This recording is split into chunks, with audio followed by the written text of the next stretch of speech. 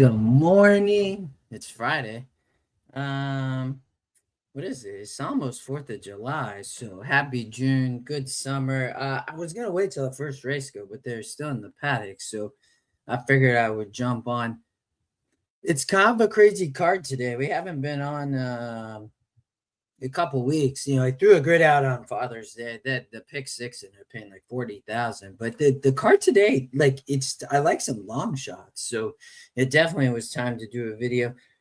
Here's the thing though, it did rain and then it continually, I think it might rain on and off. So I will watch that and watch for speed on the Tapita. So we'll talk about that. Um, I thought there were some vulnerable favorites throughout the card. We'll talk about four of them in 8 races. But let's dive in. We won't get through all of the races before this first race goes off, but let's see how many we can get through. So I didn't love this race. I landed with the 4-3 as my top two picks.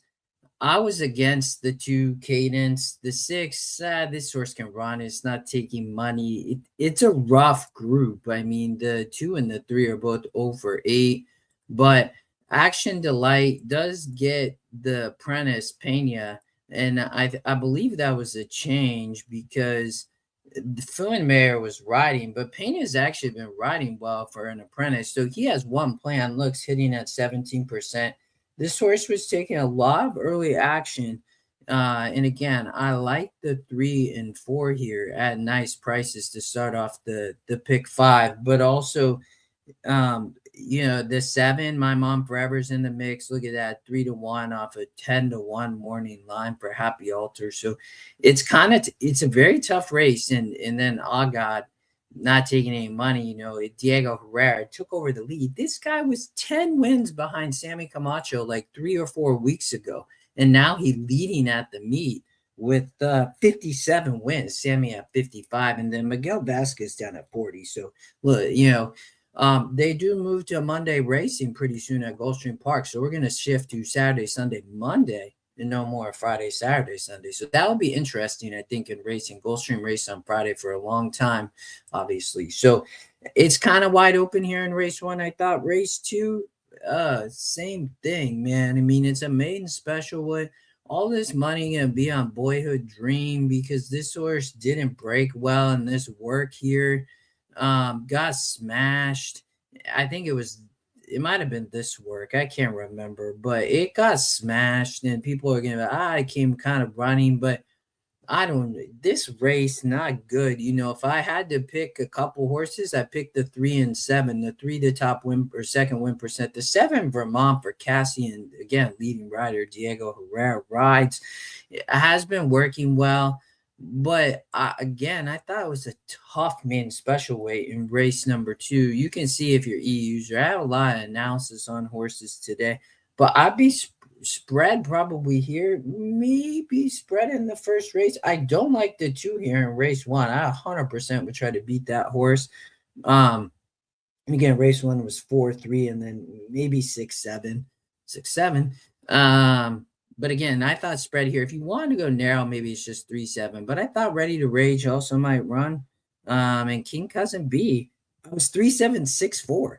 And I think the 5 could be beat. Horse can take a lot of money. I like the 7 even better than the 5. So, in race 3, so first vulnerable favorite of the day, 5. Pasatot. This horse romped last out, won by 7 lengths, took some pressure, won. But that was a 36 for Gary Jackson. He does step up to 17.5 non-winners, a 2 off that 12.5 main claimer. But that's a 12-point SOR increase, and this is a very competitive group. So hard to trust, in my opinion, at a short price. Some people I saw like this horse. I am completely against a Pasatot. Vulnerable favorite for sure. Again, there's a lot in these races. We'll talk about a bunch of them. It's a great car. It's only 8 races, and here's the thing. There's moisture in this Tapita track. We talk about it all the time. This is on the dirt, but it's also probably going to favor speed, So there's other speed here in Valiant Honor. And I don't think Pasatot, going to take all that pressure again. And Valiant Honor, she is no joke. Yes, you heard me say she. She's a 4-year-old filly facing the boys for Mr. Jose D'Angelo. He steps up off the Safi Joseph claim. I don't think Safi has any runners today. Won easily in both efforts on the lead. She was at the right level. Safi does a good job. Jose, obviously highly capable, but Kazatok gonna have a filly to his outside. And she no joke at this level. She can beat this group. It's actually who I put on top. You can see the 7-5 morning line. She's just faster than this group. So I'm gonna play a lot of speed today on the Tapita and the dirt. And then I like the 3 and 4. So 7, 3, 4. Big timer Thomas, Happy Altar. We talked about him here in race 1. He was riding, I believe, the 7 horse in the first race. And then Kazuza for R. Scott and Mika Husbands. Mika gets off the 7, rides the 4. They're going to the gate in race 1. So, well, I'll give you a little race call as we watch it. But, it's a tough sequence if you're playing the early pick 5. I love long shots in race 4 as they approach the gate in race 1. D. Rembrandt, Coach Kane, no thank you. This horse, obviously, I will show you romps on the race sim, but no, I can't do it. I thought that Sammy Camacho is really dangerous going 2 turns on the 3 horse. There is not a lot of speed here. The 1 is extremely cheap.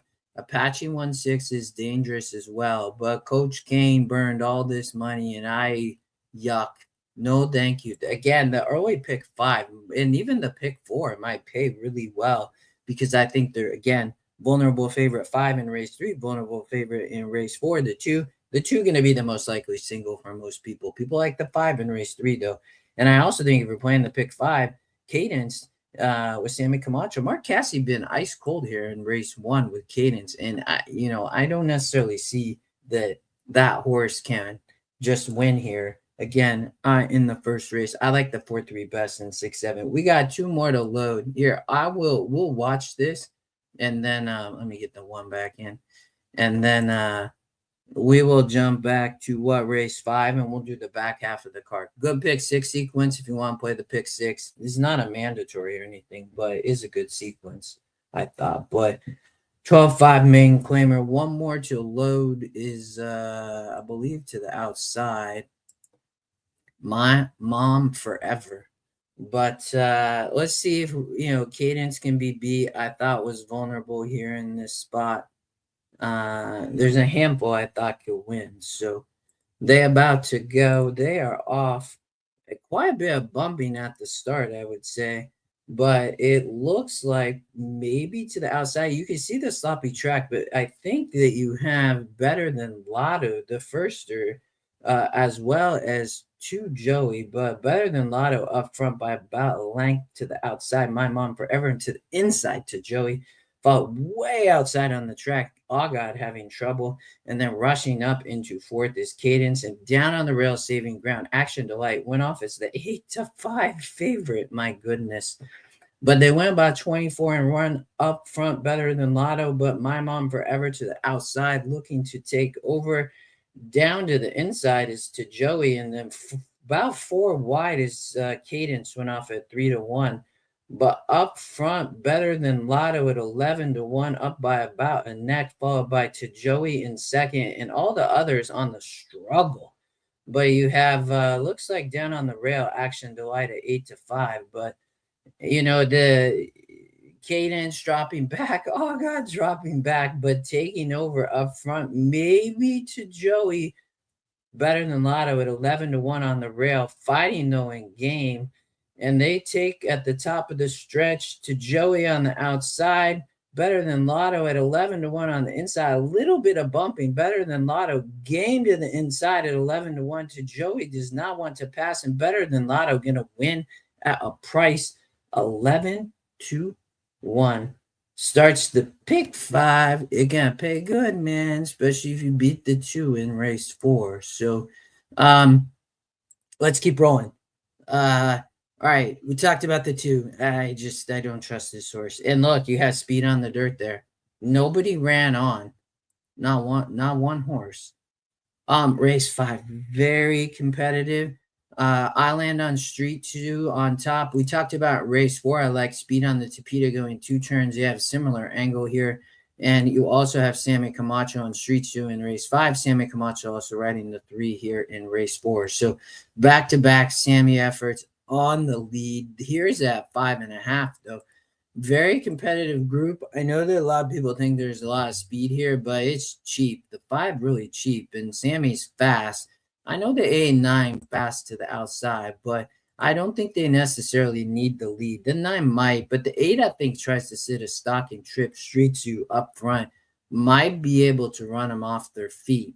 But I do think if a pace duel does ensue, I think that Mo Light now is a live player, the inside as well as ball up top, down on the rail, and tied with the bow, a big long shot at 5-1 off the EE morning line, at 15-1 on the morning line. Longest odds on the board, but not a great morning line. The 7 was a player, so it disrupts it a little bit. But this is, I thought, very wide open. The 2 uncaptured Dove is the actual morning line favorite now, and no thank you, and not a horse that I trust. Joe Bravo Fox. Fox has been great hitting at what he's 12 of 45 at the meet, so absolutely outstanding. There is objection in race 1 with the 4 and the 5. They were bumping, so they will look at that, it looks like. But I think you can get somebody to sit off the pace here. Again, the early pick 5 and pick 4 are going to pay stacks, man. I think so.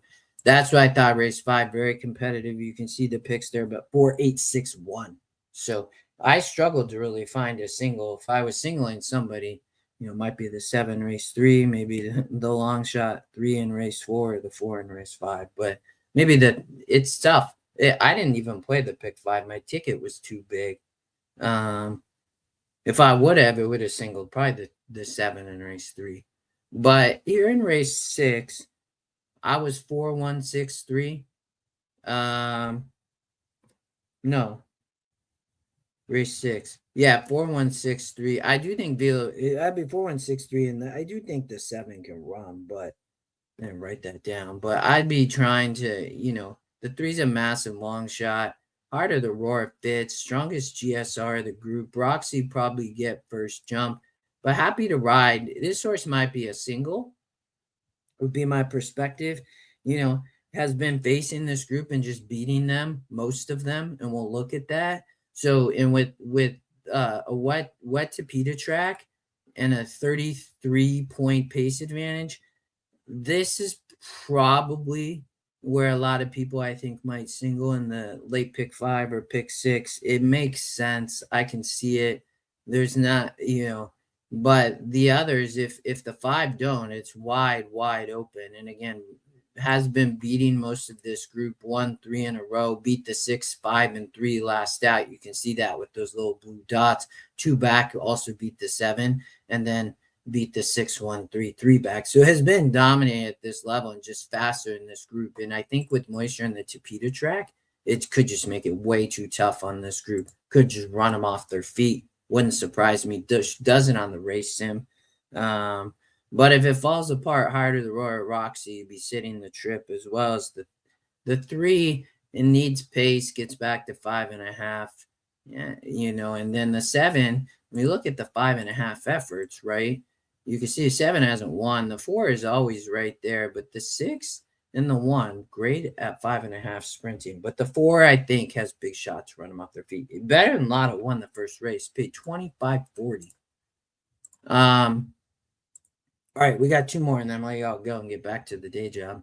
So I thought Raging Fury was dangerous. This is a pretty competitive group. I was just 3-4 here. I like trying to beat the 2 and 6. I think that the 6 might really disrupt the 2. It's a starter group. The 6, I think, has enough speed, and it's cheap to put pressure on the 2. If the 2 get loose, it's going to be dangerous. But I thought this race might set up for the 3 or 4.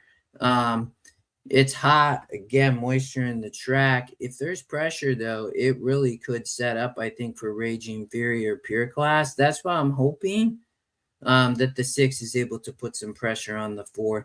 Both the 3 and the 4 come with the strongest GSRs. Raging Fury, Nolan Ramsey. If you're a user, you can see my notes there. Been working lights out. You can see a nice work here off of that win 3 back. Face tougher, now drops in strength of race. Live, long shot. And then Pure Class, Mr. David Fox, Horse been facing a lot tougher. 1-2 back, I think sits a good trip. So that'd be where I'd be narrowest, would be here and or race 6 if you're playing the late sequence. And then in the last, I thought this was pretty competitive. Originally, I thought, well, maybe Win and Juice, maybe Los to Mix, but I ended up kind of spreading out. I thought Playful Pal had a shot, Wooten got a shot. So I do think the 6 is a vulnerable favorite there, though, in the last. 2-1, way too short of a price. Win and Juice a player at 5-2, but I don't like the price on It's a Lock. Not a lock for me. All right, y'all. That was a bit longer since we covered that first race, but good luck if you're playing NHC or playing in any of the horizontal pools or even the verticals. It's a great card. There's some live long shots, and I think a lot of vulnerable favorites today. But hit the like, hit the subscribe. We'll be back. I'll try to get back tomorrow. I try to do them each day. It's been a little busy with baseball. I'm helping coach my youngest. So, but have a great Friday. Have a good weekend. Chat soon.